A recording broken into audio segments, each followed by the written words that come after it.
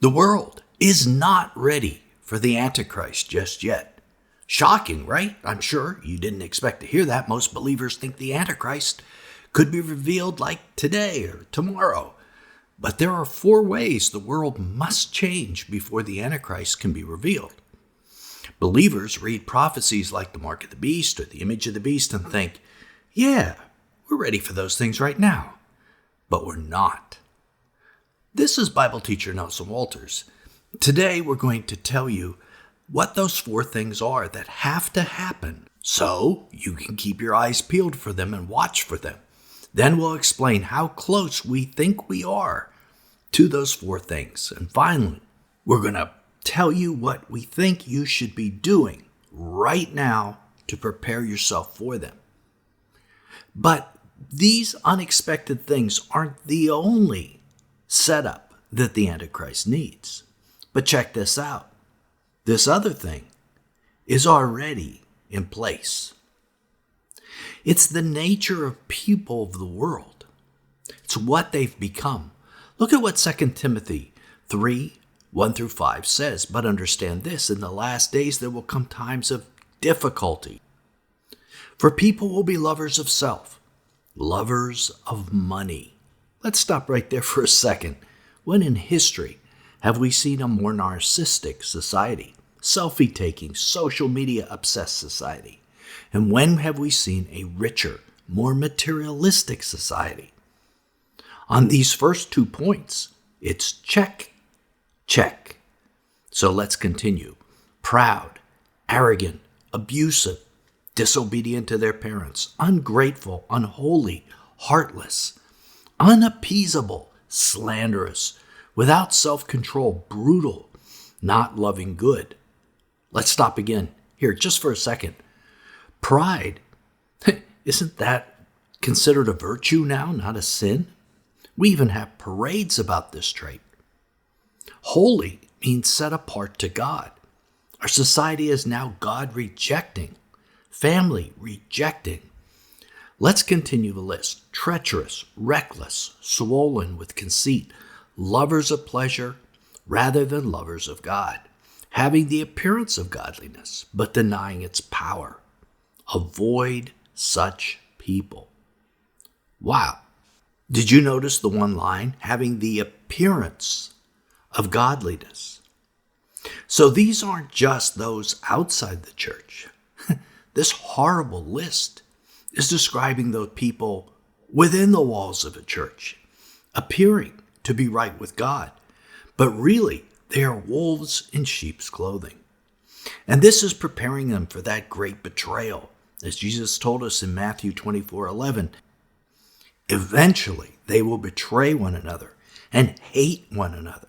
That's the church that he's talking about there, by the way. Our society has already sowed the tares among the wheat, weeds among the wheat, people looking like Christians, but inwardly actually being ravenous wolves, ready to prey on the sheep when the time is right. And that time is coming. This list, both within the church and without, are the type of people who will worship the Antichrist and do his bidding. He will give these greedy and self-absorbed people what they want. If the majority of the world was not this way, they wouldn't follow the Antichrist. He wouldn't come to power. So the days of Lot, the days of Noah that we're living in today, set up by our media, governments, and schools, have all prepared the people of the world to worship this horrible, evil man, the Antichrist. So in this way, we're ready. The people are ready. Those within the walls of our churches are ready for him. But the governments of this world are not yet ready. So this is shocking way number 1 that the world must change. And nearly everybody gets this wrong because the governments of the world just seem so evil. But they're not all the way there yet. In order for the Antichrist to come to power, a world governance system known as Mystery Babylon has to come to power first. We know that because Revelation 17:18 tells us so. We learn that this system rules over all the kings of the earth, All of them. This includes the Antichrist. Babylon will rule over the Antichrist. In Revelation 17:3, we see this as well when Babylon rides the beast, steers the beast, controls the beast like a horse and rider. It's the rider in control, not the animal that it rides. Babylon will be in charge of the beast.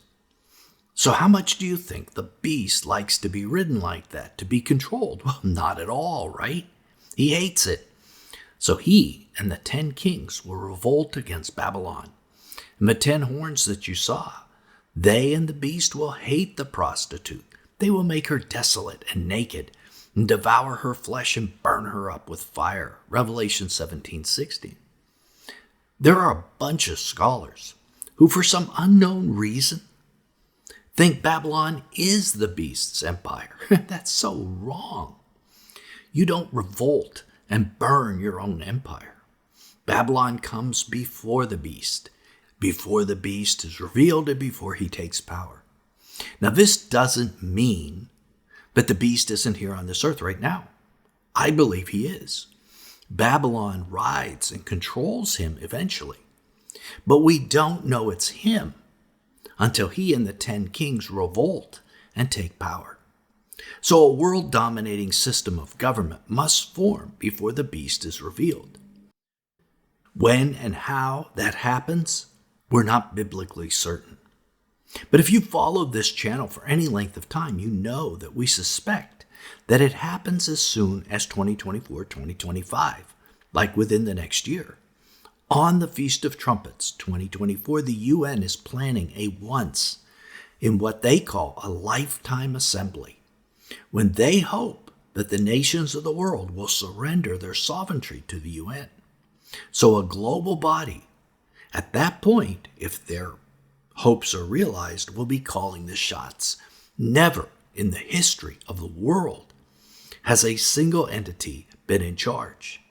And once Babylon has formed, then the Antichrist will be ready to revolt and come on the scene and take power.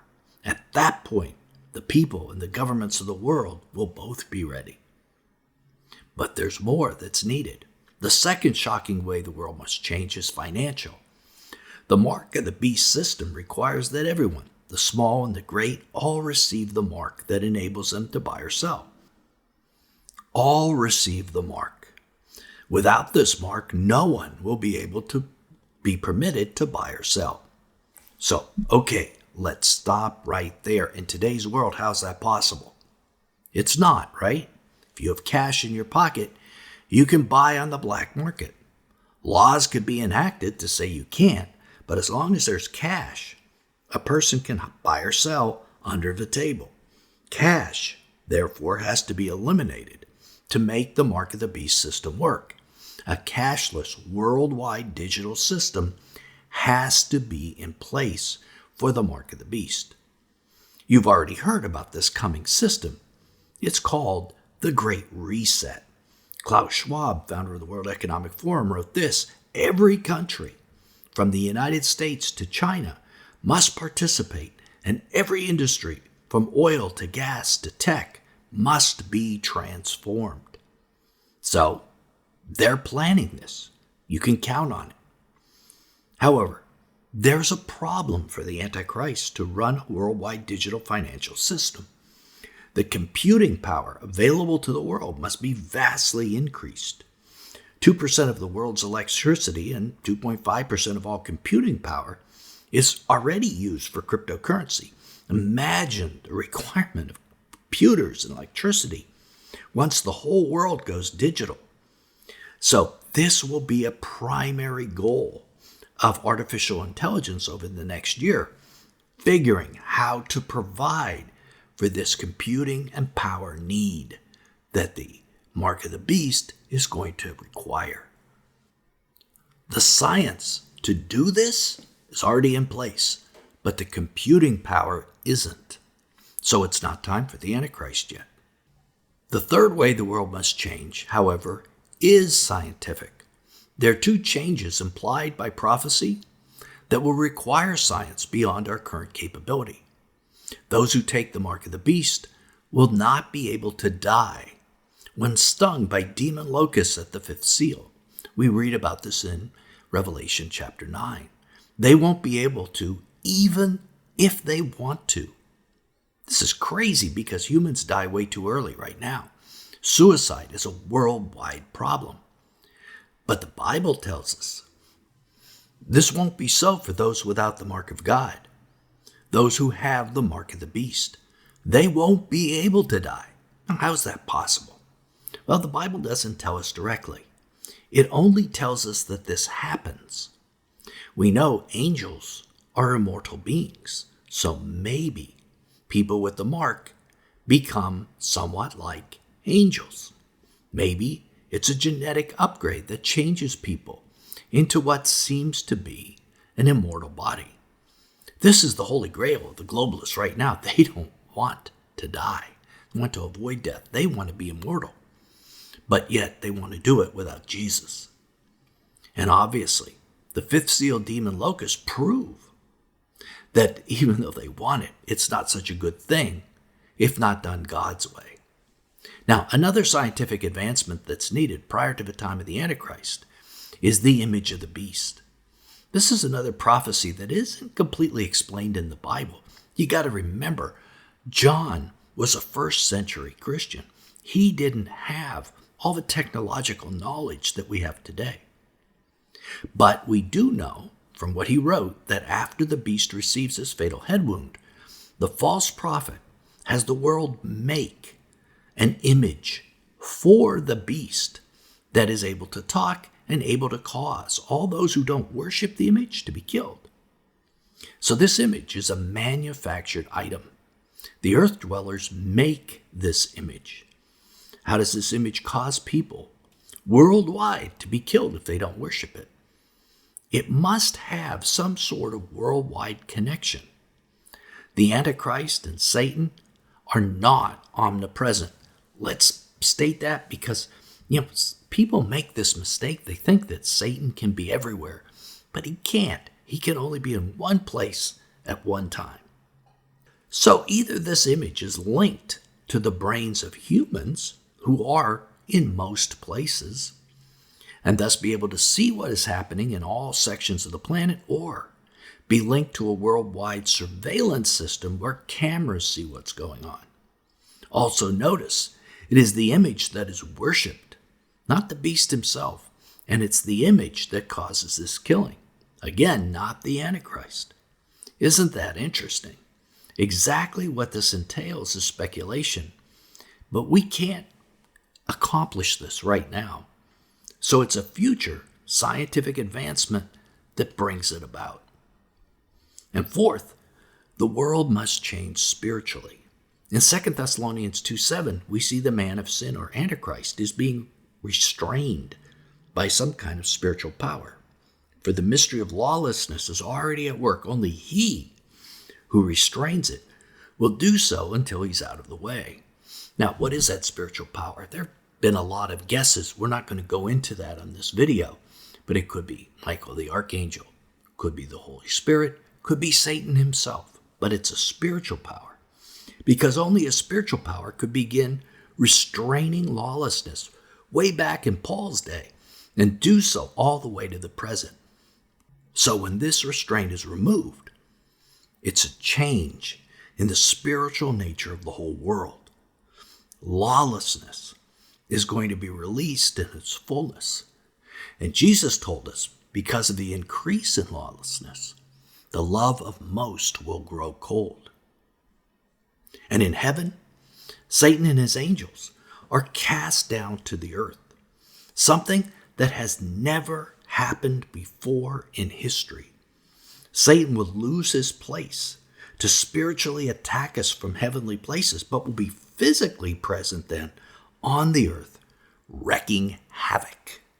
These spiritual changes must happen prior to the revealing of the Antichrist because 2 Thessalonians 2:6 tells us directly that the spiritual being restraining lawlessness is also restraining the Antichrist.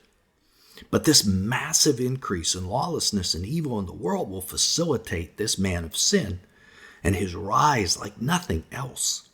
It should also exponentially increase the scientific and technological advancements needed for the digital revolution that we talked about, genetic manipulation, etc. Now, think about this.